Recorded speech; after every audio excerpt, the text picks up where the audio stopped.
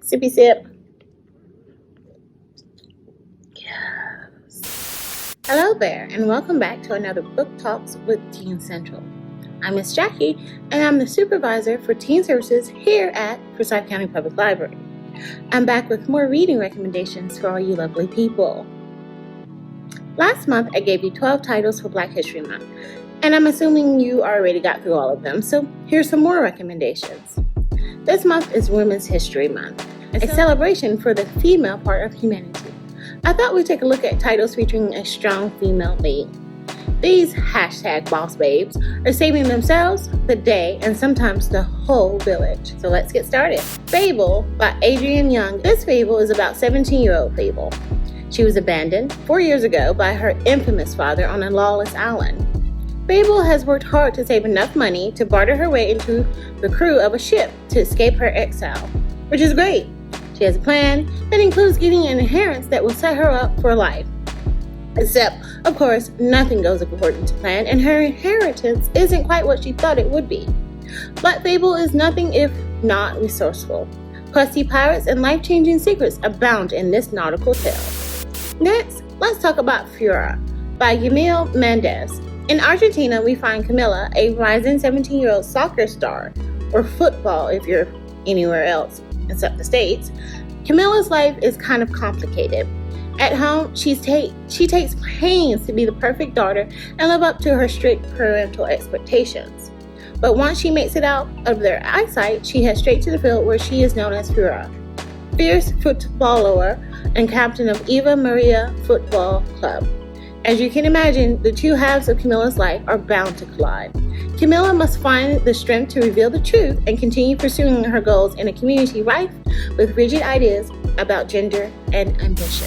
Our next book, Black Canary, Breaking Silence by Alexandra Monnier, is a part of the DC Icon series, where young adult authors take popular superheroes like Superman and Batman and tell us a story about their teenage versions.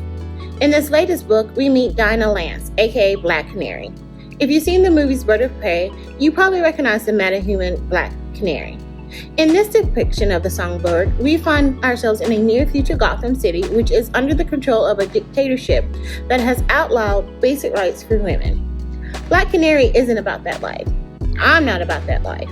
You aren't about that life. Nobody is about that life. So Black Canary does what she does best, and she lets loose those powerful chords, and it's awesome. If you've seen one of my previous book recommendations, then you know the story of Alice in Wonderland is one of my favorite stories. And here's another rendition that may indeed be my new favorite, A Blade So Black by L.L. McKinney. When the very author poses the question, what if Buffy fell down the rabbit hole instead of Alice, to describe her book, you know it's going to be good. And McKinney delivered. This Alice is a black teen girl who is first seen fleeing a hospital after learning of her dad's death. She then stumbles upon Wonderland resident Addison Hatter and witnesses him battling a nightmare, which is an evil entity from the dream realm of Wonderland. And as a mortal, Alice isn't supposed to be able to see it, but she can. It's called Black Girl Magic. And if she can see it, then she can kill it.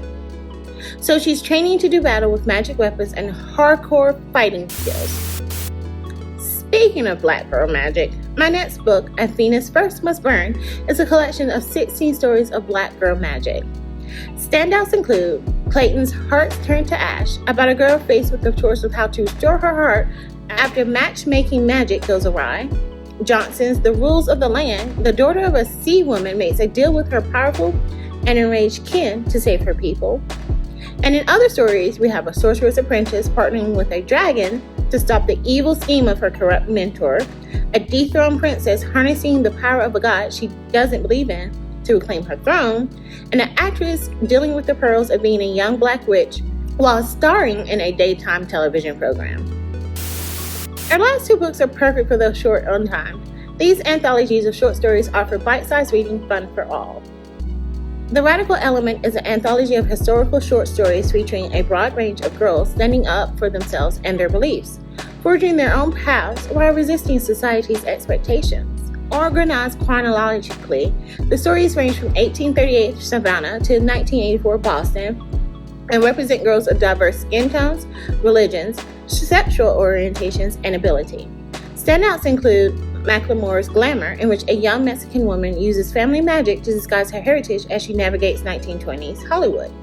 Clayton's When the Moonlight Isn't Enough, about an immortal African-American girl struggling during World War II with how to help a country that hasn't always helped her. And Lee's Land of the Sweet, Home of the Brave, which features a Japanese-American teenager participating in a beauty pageant in 1955 California.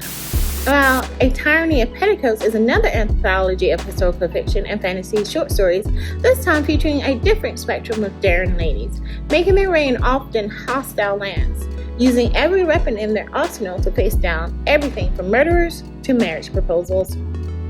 The settings span North America between 1710 and 1968, and the stories feature a variety of #boss babes. Some love boys, some love girls, and some don't love anyone. They are siblings and daughters, and they represent a multitude of ethnicities and social classes. Standout includes Walton's El Destinos, A Fable of Fate in 1840s Texas, Creamer's High Stakes, which pairs a mythological creature with the dynamics of America just before the Civil War, Smith's City of Angels, about a would-be screenwriter who falls for her starlet roommate in 1945 LA, and Tally's The Whole World is Watching, a chilling depiction of the 1968 Democratic National Convention protest in Chicago. Each individual story is researched, and each includes an author's note explaining the context. And that does it for this video. 6 titles to read in celebration of girl power. I hope one of them sparks your interest. Remember, you can get these books and more at your local library. Visit us at our website to search for them online. I'm Miss Jackie, and I'll see you when I see you. Okay, thanks, bye. Oh, coffee. How I love you. You light up my world. One sip at a time.